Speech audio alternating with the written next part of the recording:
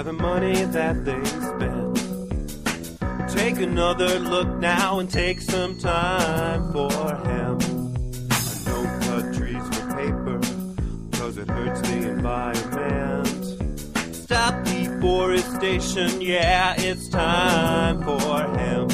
Oh, an acre of hemp makes 20 barrels of oil. No need for pesticides to poison all our soil. People got no food, they got no clothes, they got no rest. Right now, it's time for hemp.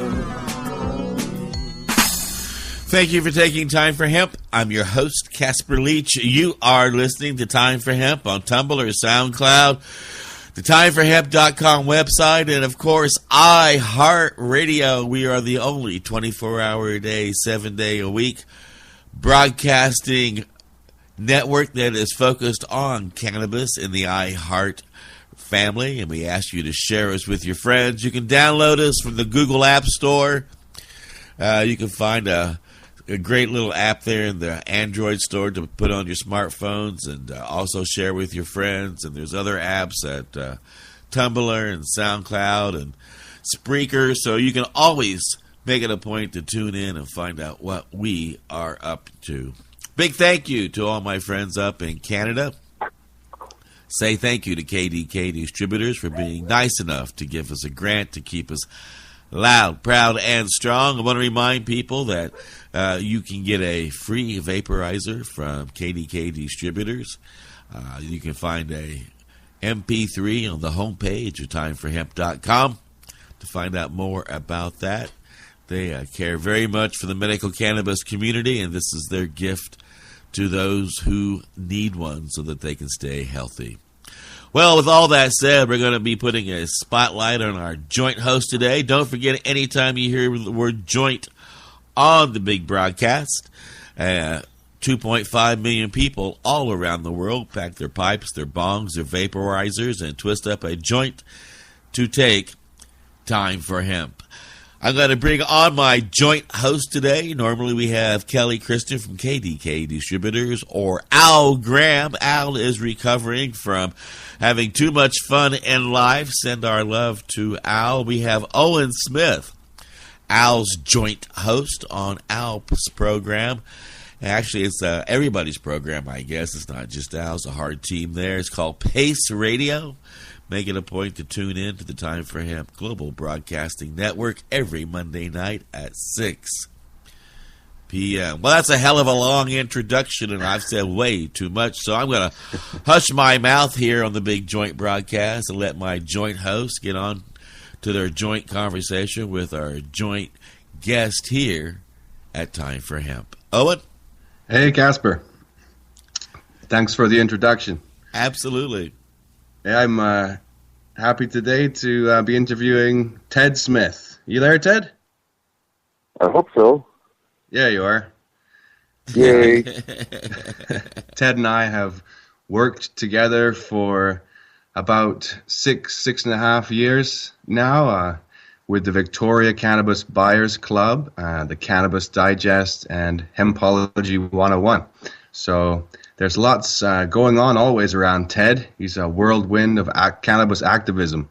And I suppose we can start with the most recent event. That is my court case going to the Supreme Court of Canada.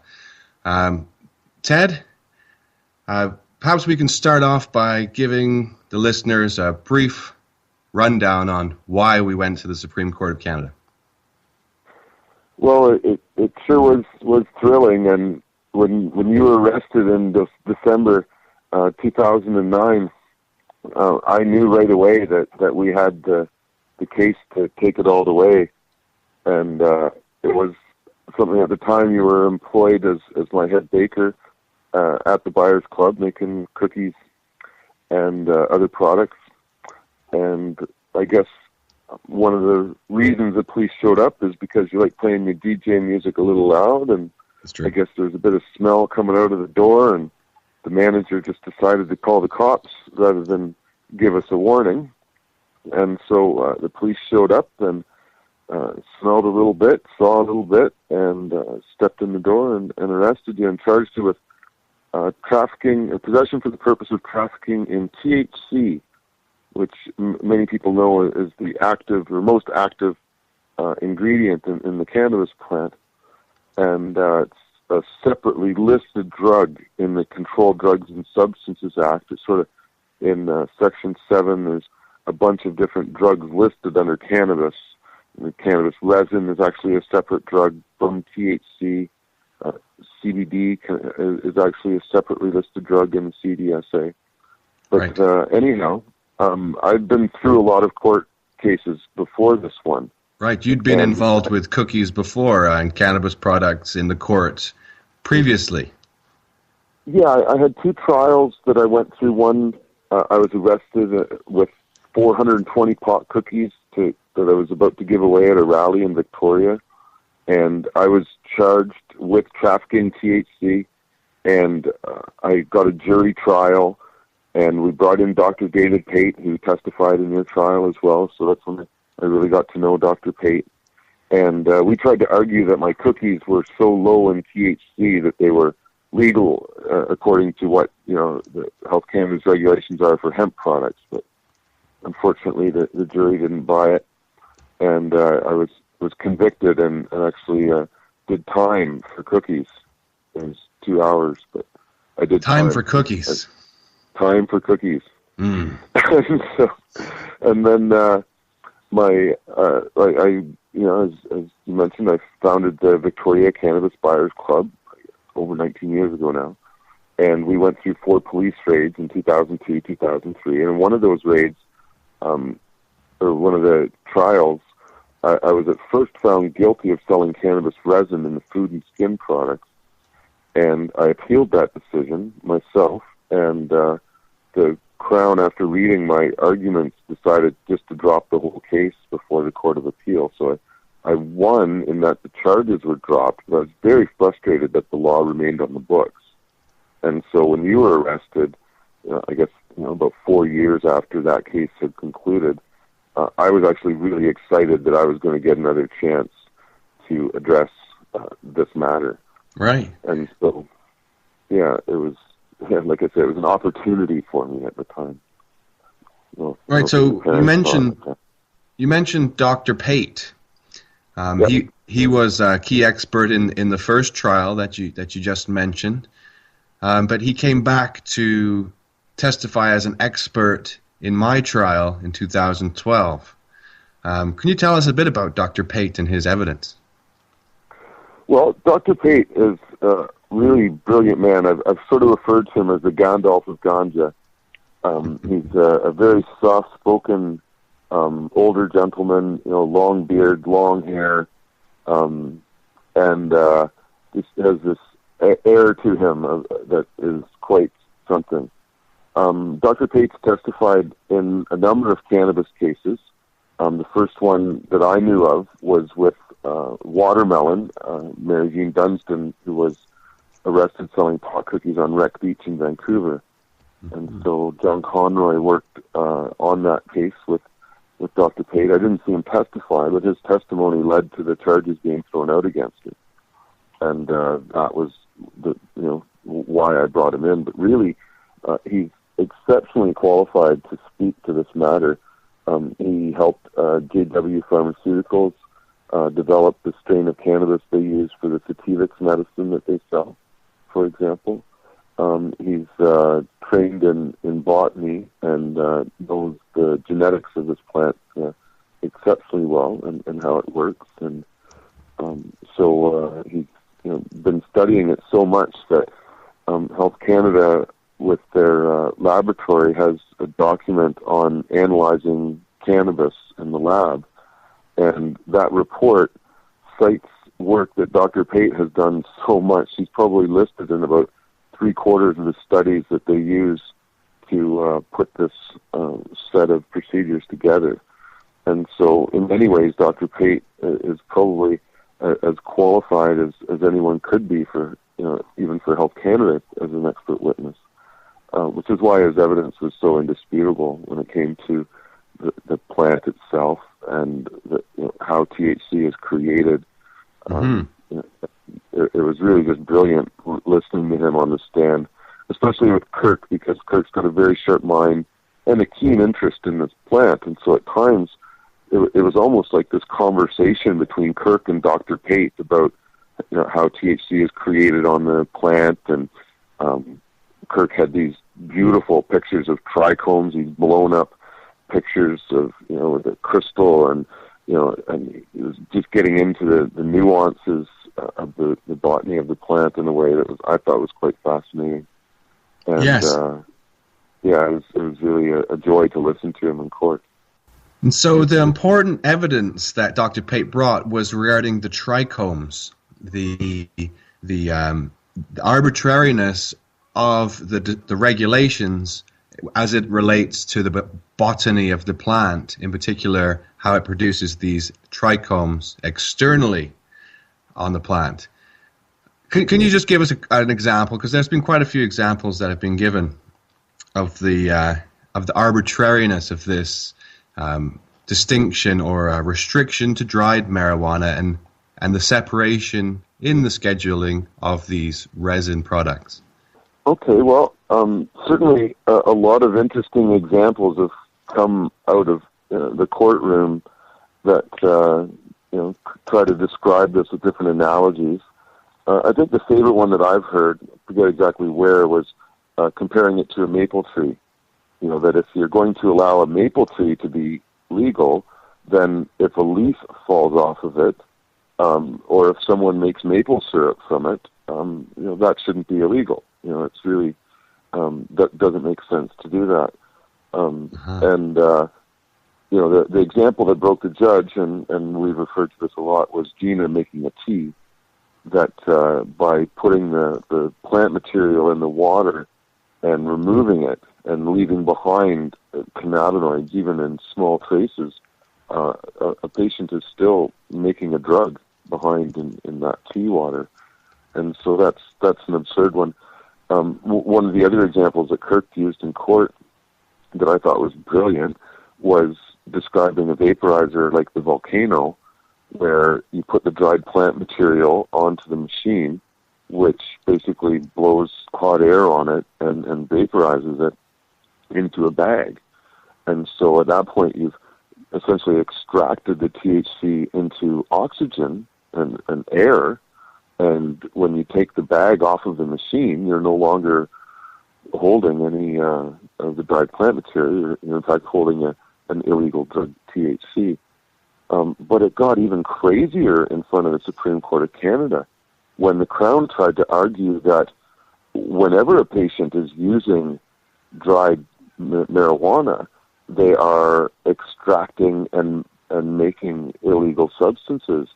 He went so far as to say that when a person smokes a joint, they're not actually consuming the dried marijuana, that they are burning the dried marijuana into smoke, that they are then inhaling, and then they are consuming the THC. They're not actually consuming the dried marijuana, which at a certain point the judges are like covering their faces as he's coming up with some of this stuff, because it was really quite absurd.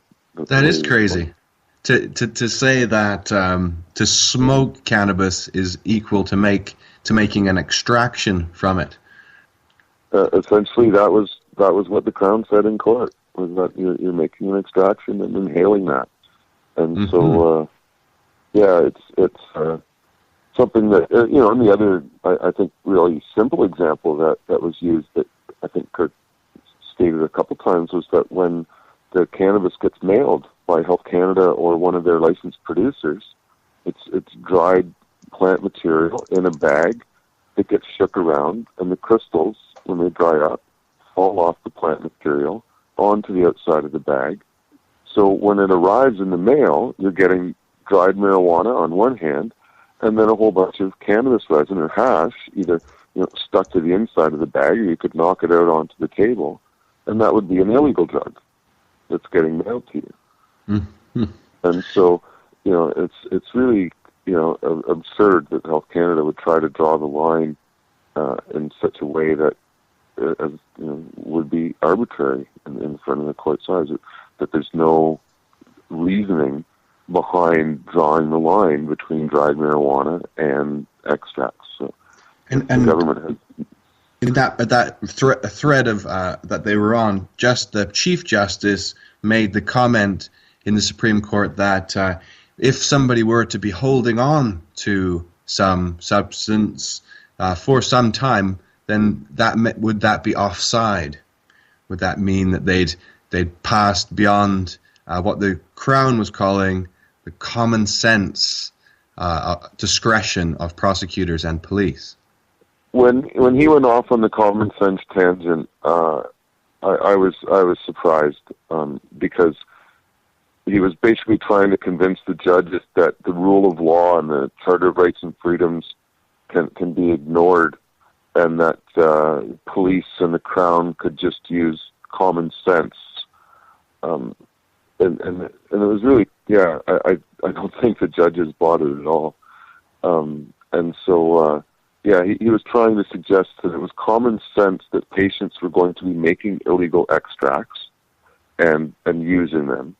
But as long as they don't go too far from their homes or make too much so that, it's like days of supplies, as long as they're making just enough to use, in very vague terms, the Crown said that would be okay. Because the Crown at times is trying to argue both sides, every side of the argument, right? So in this line of reasoning, the Crown was trying to say that it's okay for patients to make these products and use them, then it's assumed that that's what they're doing. But then on the other hand, he would argue that smoking is safer, and that's why these drugs are illegal and continue to be illegal, because they're not known like smoking is somehow, which is just absurd, because THC, which is what you are charged with, has actually gone through the drug approval process as a synthetic drug. It's Marinol, Dravenol, I think, and so it has actually gone through the rigorous testing far more than the smoked form. But the Crown, on one hand, would say, we have these legally tested drugs like THC, but this other THC, which is essentially the very same drug, is somehow now unsafe simply because it's not quantified. I'll tell you what's also unsafe, not paying our bills here on the big broadcast. So we've got to stop and make that happen. Then we're going to listen to a song about how groovy marijuana is, and then come back and pick up where we left off here at Time for Hemp.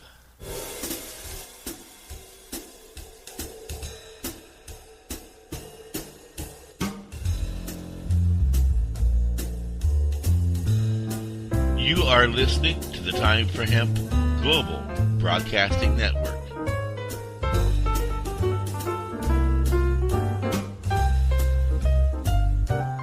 Please share us with your friends.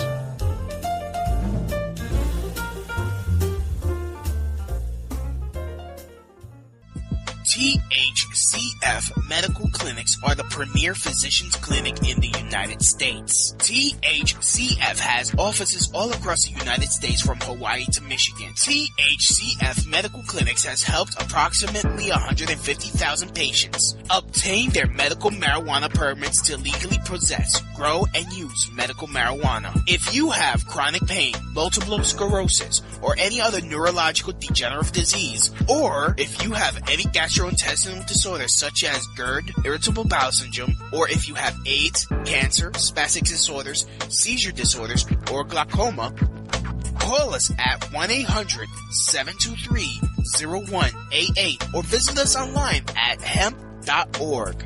Again, the number is 1-800-723-0188 and the site is hemp.org.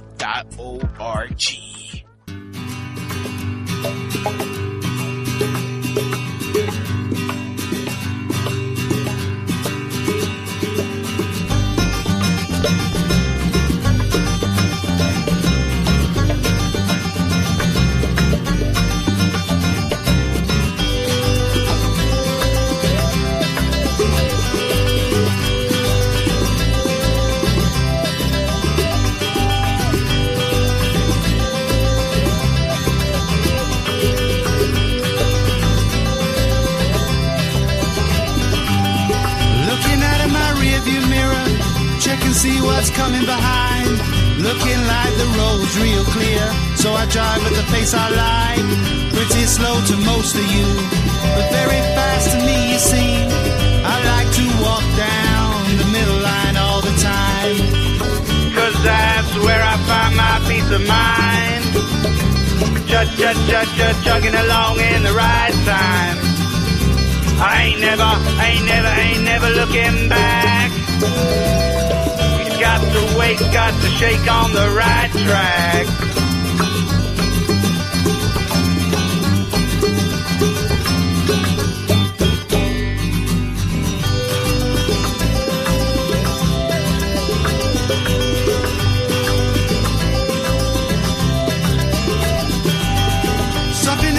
A sweet tea, I roll myself some homegrown. This is the way it should be. I'm not waiting on a phone call, lighting up the taste so sweet. Oil my machinery, my notebook I can graciously greet. Thank you to the magic greenery. That's why I lose myself in my land. Some might say I've been sticking my head in the sand, but I ain't never looking back. You got to wait, you got to shake on the right track.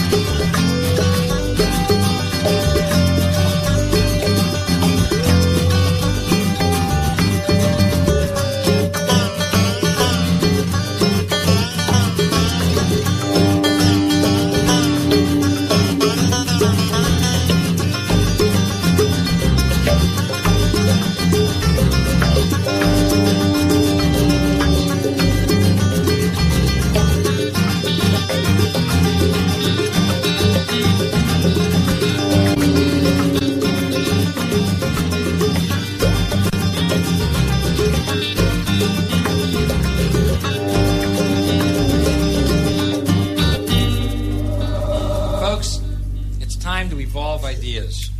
Evolution did not end with us growing thumbs. You do know that, right? Didn't end there. No, but evolution seems to have ended with some of the politicians that are currently in office. With that said, please make it a point to have your local politicians spayed and neutered. We are celebrating all of our friends up at Canada and all across the world, as a matter of fact. The Canadians have been a leader in the industrial hemp movement until we got the ass clowns in Parliament that they've got now. Nothing personal, but, Anyway, we're trying to make a difference there, and if you want to make a difference all around the world, put one foot in front of the other and get out and get involved and tell people how important it is to end prohibition, because I can tell you, as long as you're sitting at home trying to figure out if Niles is going to get a date with Fraser on the New Year's Eve party, or if all your buddies on the Friends TV show are going to be able to get along tonight in the segment, could you be any more part of the problem? No. Please put one foot in front of the other, get out, and tell the world we need to end prohibition. I'm passing this joint conversation back over to my joint host and our joint friend here on the big joint broadcast at Time for Hemp. Thank you, Casper. And I've got Ted Smith here, and we're talking about the Supreme Court of Canada and our recent trip there to discuss medical cannabis extracts and the legal process that may be it's soon to come for people to access them. While we were in there, the Crown, who had a lot of very weak arguments, did lay out some ways that people can access these kinds of extracted products or get them approved. And those ways are through the federal drug approval process, or through putting them through very expensive clinical trials. He also made mention of a special access program that people can apply to, although we did have in the courtroom one Mandy McKnight, whose son Liam suffers from intense seizures every day that are life-threatening, and he was rejected access to the special access program in order to get his extract products to keep his seizures down. So Those three methods, they were offered, but they seemed like they were closed doors. But he did have another curious fourth route. Ted Smith, who was also in the courtroom that day, maybe you could tell us what he was talking about with that fourth route. Well, I actually became quite excited at this for a few reasons. Because I've been telling people all along that this case here really is undermining the drug approval process in general, not just with cannabis, but potentially with other drugs.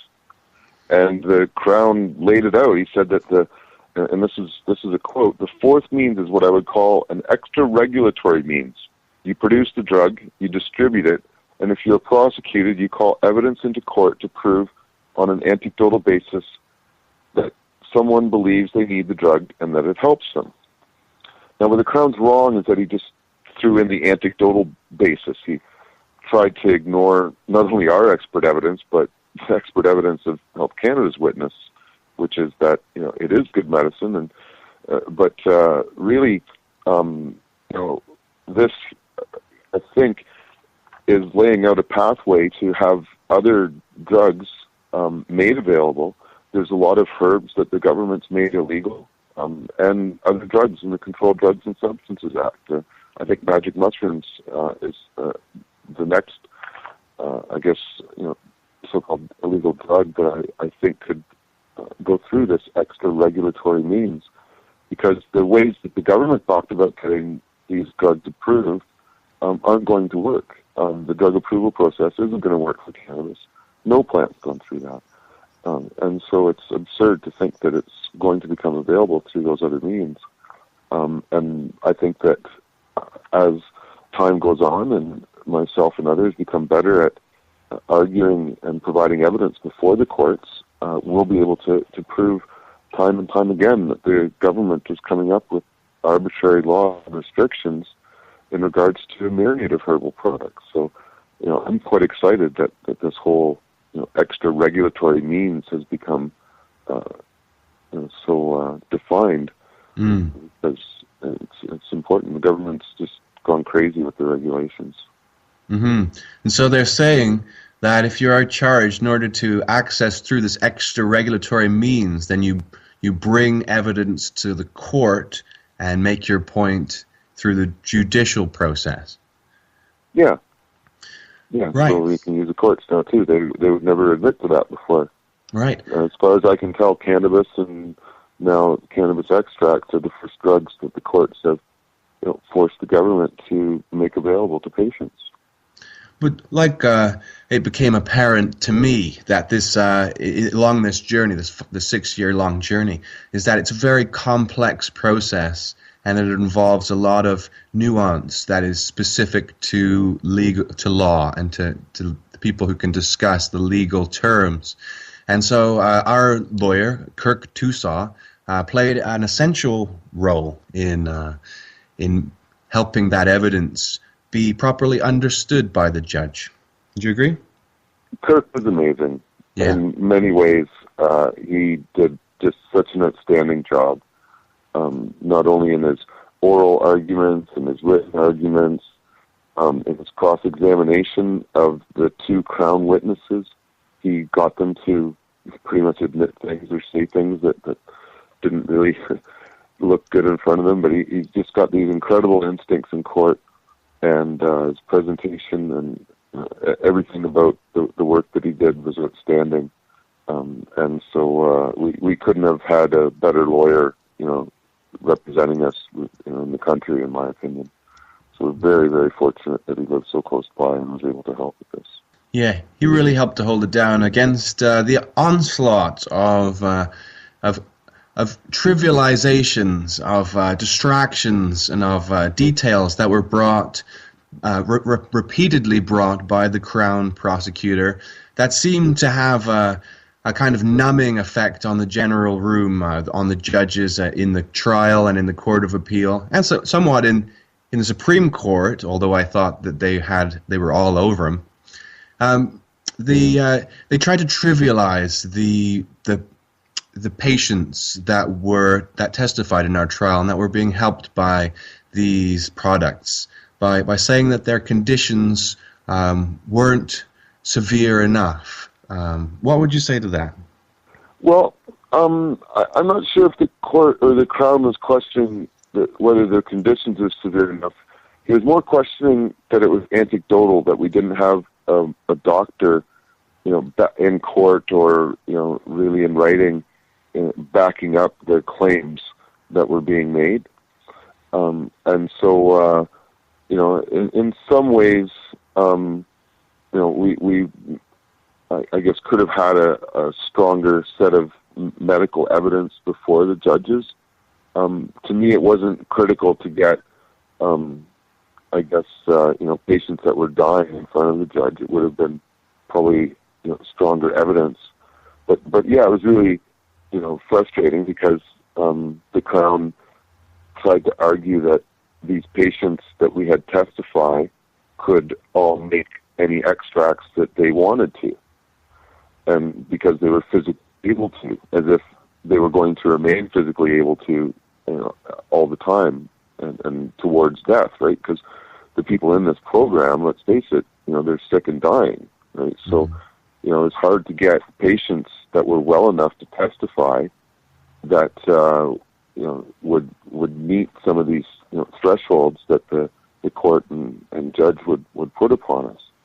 Because it would be virtually impossible to get someone to testify that couldn't even make their own meal. Like, to even rely upon someone in that state isn't fair. So I wasn't going to try to get somebody up on the stand that was, extraordinarily sick. That wasn't wasn't the way to go. But ultimately, we just needed a patient or two. We could have gone with just one. We could have gone with one patient, like Gina, with a Health Canada license, making her tea, and Dr. Page.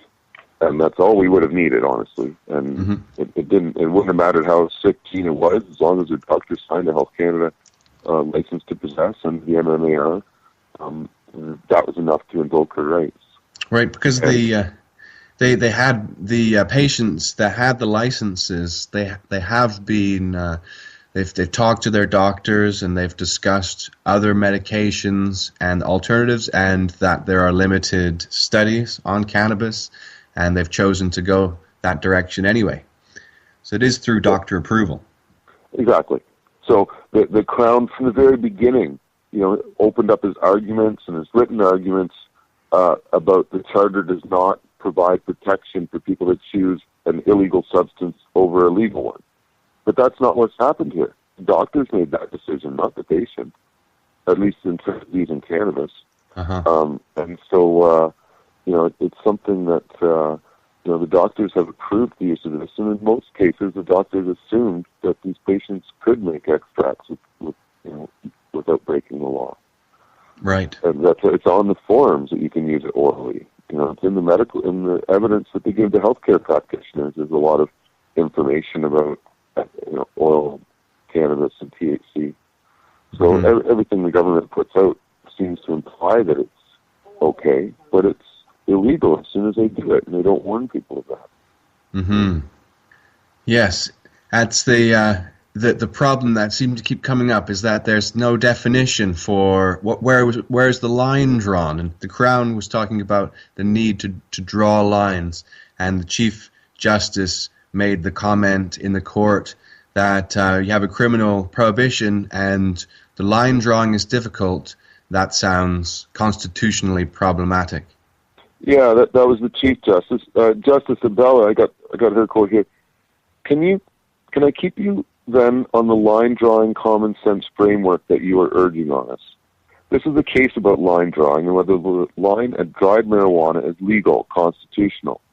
Just on the level of common sense, looking at the evidence that was before the court, can you explain in ordinary language why, since the scheme permits medical use of marijuana with the doctor's permission, why was the line drawn at dried marijuana? And the Crown never really answered that very well. But that was the question. Why did you draw the line here?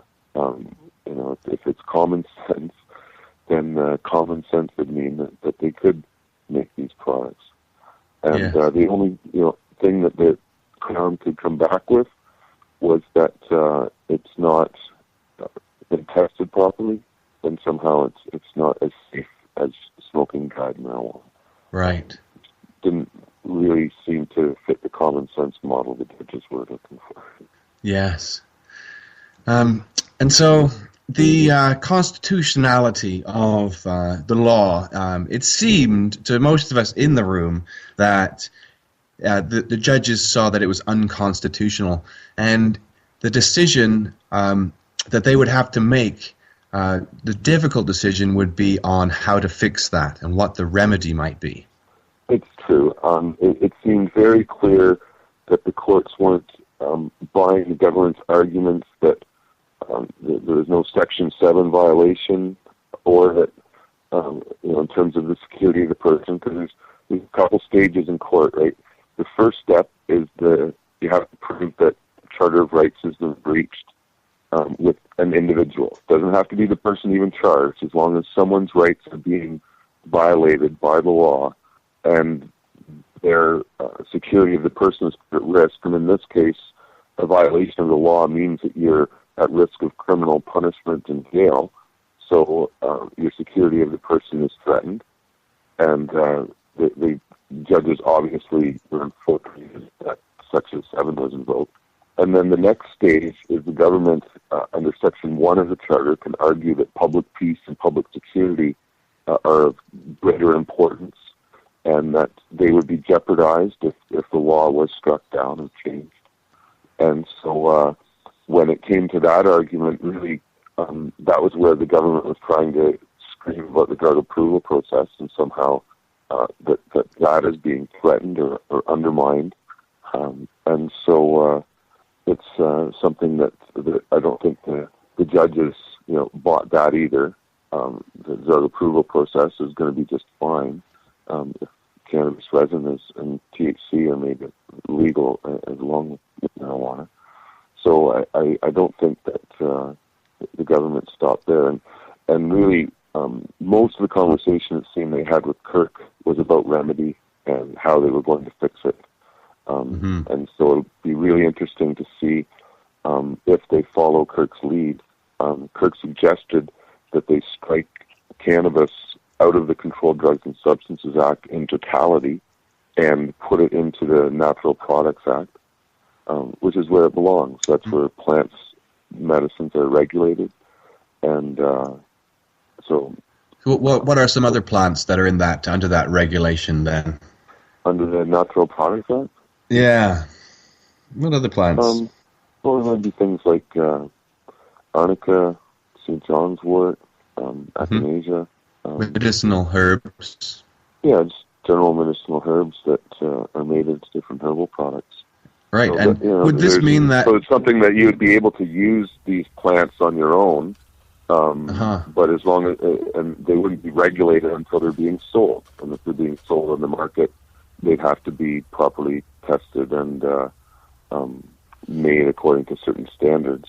Well, and speaking of markets, we want to remind people that we are always in the market for new sponsors here on the Big Network. And if you have a product that you think the global marijuana cannabis movement would be interested in, please contact us here at Time for Hemp. We're going to pay our bills now with a commercial break and then come back and take a whole lot more. What is it? What is it? That's right. Time for Hemp.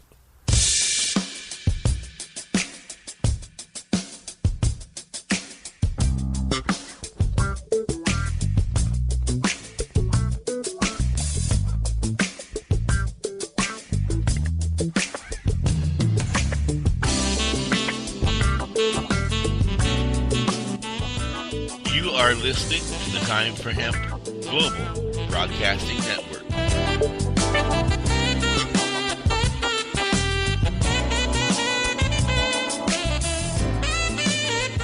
Please share us with your friends. Serious Seeds is your source for quality cannabis and sativa seeds. Serious Seeds are the creators of legendary strains like AK-47, Bubblegum, Chronic, Cali Mist, and White Russian. The AK-47 is probably the most awarded strain on the planet. The high THC content of AK-47 makes it the perfect medical strain.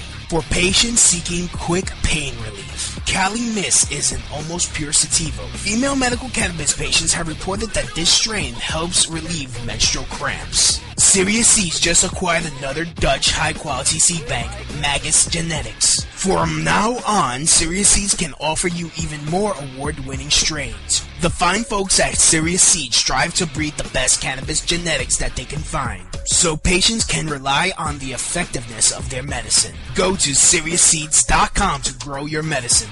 That site again is SeriousSeeds.com. Well, the Western had a bowl, good green reefer, big fat don't be much, much sweeter. Mighty don't hide it. Mighty don't hide it. Just mighty don't hide it. Mighty don't hide it. Well, I don't hide it. Fire up right now. Yeah, fire up right now. Come out of the closet, be loud and proud. Let everybody know that you do utilize marijuana, medical cannabis. I don't care if it's for recreational purposes or if you're just doing it so that you just don't go down the street and beat the heck out of the neighbor because their dog crapped in your yard and they didn't pick it up. For whatever reason you smoke it, you need to get out and be proud about it so that all of our governing bodies know that we're not going to take any more crap. We're going to put an end to this prohibition. We're going to start making it legal for cannabis patients to get their medications and farmers to grow industrial hemp all around the world. With that said, I'm passing this joint conversation back to my joint host here in the Big Joint broadcast so he can get back with this joint conversation with our joint guests so our joint audience can listen in with their joint friends as we all smoke a joint here at Time for Hemp. Thanks, Casper. We're coming back with Ted Smith talking about the Supreme Court of Canada trial that is to permit medical cannabis patients to use extract products. So welcome back, Ted. One of the patients who had testified in our trial in 2012 was and is Ted's partner, Gail Quinn. Ted, how is Gail doing? Gail's been doing a little better lately. In fact, we're happy to report that she just dropped her dose of the fentanyl narcotic that she's been on since her back collapse there in November. And that's gone pretty well. And so she's moving pretty good and she's eating pretty good. And it seems between all the cannabis oil that she's eating and this kind of soda magnetic pulsator that she's using, we're starting to beat back the cancer. So, amazing. Yeah, it's been encouraging. Gail was going through breast cancer at the time that we had the trial in 2012, and she has just fought on through the breast cancer, but had a bone cancer diagnosis that she's now battling back. She's truly one of the cannabis heroes of this story, and one of the inspirations for the products that we're making and that are the basis for this challenge. So lots of love going out to Gail from all over the country. She's also one of the contributors to the Cannabis Digest. Issue 44 is going to be printed this weekend and should be available for distribution to the 420 events that will be happening next week. So Ted Smith is the publisher of the Cannabis Digest. How do you like this latest issue? Oh, the issue is coming great, but just one last final shout out for Gail and actually for Skunk Magazine, because Skunk, their April edition is on the women of cannabis, and I wrote a story about Gail, and they decided to actually feature it on the front page of Skunk Magazine. So thank you so much to John and everyone with Skunk for helping share our story. I just wanted to mention that. Check that out, Skunk Magazine. But yeah, this issue of the paper is pretty exciting. There's a lot of stuff in it about our court case, which obviously is a big deal for us and many other people. So a few different angles and perspectives, but there's certainly a lot more than that. In many ways, this one here features our editor, Judith Stamps, quite a bit. She's got a number of articles she's written about different doctors. Actually, we're so lucky in Victoria. On hand, we have Dr. Neil McKinney, a naturopath who works with cannabis, and He's a cancer specialist, so he's been helping a number of people out using the herb with that end of things. And then we have Dr. Dave Hepburn and Dr. Rob Seeley, two physicians who work in a clinic downtown who are going around and educating doctors around British Columbia about the use of cannabis as medicine. Well, I should say Canada. And they're very keen to teach doctors how to use cannabis or how to prescribe it and teach patients how to use it. And so, she's got a couple of good articles about that. Got some updates about the East Coast. There's actually a bunch of things happening in court out there. So Debbie Stoltz-Giffen, who I think is one of the joint hosts on the show here, right? She is a co-host on the Pace radio show. Yeah. Well, everybody's a joint host around here, right? Yeah. Right. Joint. Yeah, that's right. But, so Debbie's got a piece about what's happening out in the East Coast. Really kind of have the information coast to coast. And there's an article about Kyla Williams, by Kyla Williams, which is kind of funny, but a young girl in the Okanagan who uses cannabis extracts herself. So. But Kyla Williams, the young girl, did not write the article. No, but Kyla Williams wrote about Kyla Williams. Right. Say namesake. Yeah. Yeah. Different Kyla. It's kind of funny. And so it's full of great articles. I've been working on the layout this week. And where will people be able to read these? Read the paper. Well, certainly our distribution network's getting broader with each issue. Although we're just going to print 10,000 again, so we try to ship it out to anybody in Canada who's going to help with it. In the past, we paid for a lot of the shipping costs, but we just simply can't do that anymore. So if someone sends $25, then we send 100 copies of the newspaper, and I think it's 15 for 50. And that's one way that people can help distribute it, around their town, coffee shops and stuff. And then we have a bunch of advertisers in the paper as well that distribute the paper. So if people think that their local head shop should be both advertising and distributing, then take it there and show them. Otherwise, it is available online, cannabisdigest.ca, and there's all sorts of blogs. We're not quite doing daily blogs anymore. That was hard to keep up. But certainly we're putting out lots of information there every week. But the newspaper in its totality is on there too. Mm-hmm. And the cannabisdigest.ca, we've had at the top of the screen, if you visit the webpage, a little drop-down icon you can click on that'll take you to our fundraising campaign for the Supreme Court of Canada Challenge. Can you tell the listeners how much this has cost over 6 years? Okay, and we should throw a few shout-outs to thank people for helping us too. Absolutely. So we've done a couple estimates, and if you add up the costs of the police raid in the first place, and the lawyers, and the paperwork and everything, I think we're approaching $140,000. I could be wrong. We haven't really kept a separate account somewhere. And that doesn't account for any of my labor or the labor of yourself or others in dealing with this, though. That's strictly hard financial costs. So if you include a lot of the other labor, we're certainly well over $200,000, but those labor costs were really kind of taken up by the Buyers Club. So $140,000. For the most part, when we were working our way through the lower courts, we accepted full responsibility. When you were arrested, the club was mine, my full responsibility, and I wasn't going to let you deal with the financing or anything. It just didn't seem fair at all. You were my employee. Mm-hmm. So, the club paid for all that. And it was really when we went from the Court of Appeal to the Supreme Court of Canada that we decided to do some broader fundraising.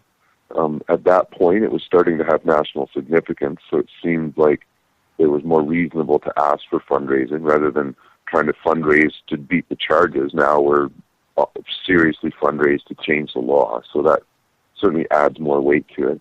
And with the cost of going over $100,000, it was pretty clear that it was unfair to have that burden fully on the shoulders of the members of the Cannabis Buyers Club. Because ultimately all that money comes out of patients. It's not like I got a money tree in my backyard. I've never grown pot. I've always bought it off of middlemen or growers. So, well, now we've got some money trees in our backyard here in Oregon because medical marijuana is legal, and our plants grow almost the size of trees. That's pretty cool. With that said, it is time to wrap up this groovy conversation. Give a shout out to any organizations, events, or groups that you want to put a spotlight on. Let's start with our joint guest and then go to our joint host here on the Big Joint broadcast. Well, I would say the Phoenix Pain Management Society up in Parksville, they just got raided by the police a little while ago, and they're back up and running, and I just like to give them a shout out. And Owen?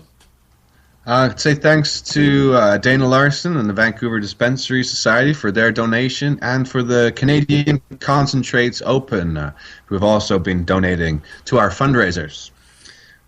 And I want to remind people that we are not just 1 hour a day, as we were at one time when we were broadcasting on American Freedom Radio. Heavens no, we are now a group of people working diligently to end prohibition all around the world, the only all-cannabis broadcasting network on iHeartRadio. And like a good joint, it's best when you share us with your friends. And with that said, remember, the next time you hear me, you'll know that it's time for hemp. Look at all that money, yeah, the money that they spent. Take another look and spend some time for him. Don't cut trees for paper, cause it hurts the environment. Stop deforestation, yes, it's time for him. Whoa, an acre of hemp makes 20 bales of oil. No need for pesticides to poison all our soil. People got no food, they got no clothes, they got no rest. Well, time for help! Yeah.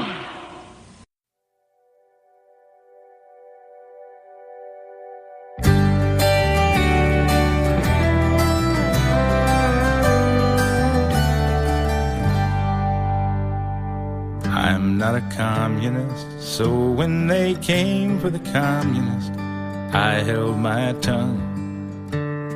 Minded my own business like a good neighbor. I trusted that justice was done. I didn't ask what was their crime, it was their sadness, wasn't mine. I didn't care where they were sent. By my silence I gave my consent.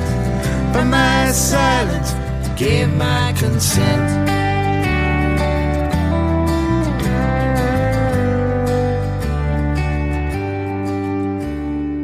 I am not Jewish, so when they came for the Jews I had nothing to say. Branded with stars like cattle in boxcars and then taken away. I didn't ask what was their crime, it was their sadness, wasn't mine. I didn't care where they were sent. By my silence I gave my consent. By my silence gave my consent. I didn't care when they came for the unionists, came for the socialists, took the powerless. I'm not a terrorist, I'm not an immigrant, I'm native born, faithfully ignorant. I didn't care what was their crime, till their sorrow turned into mine. Their sorrow turned into mine.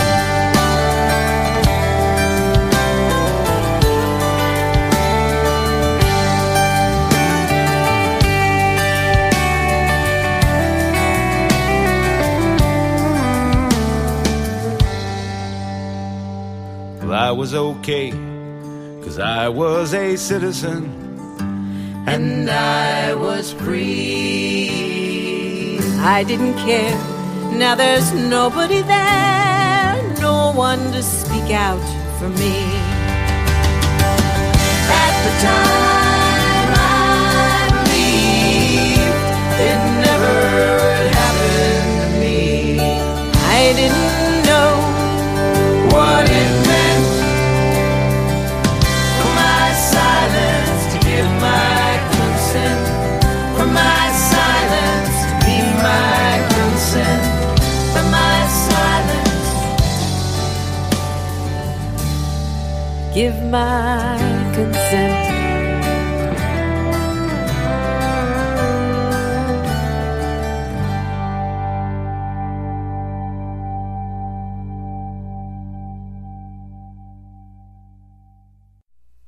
Education and information. See what all the buzz is all about. It's time for hemp. It's time for hemp.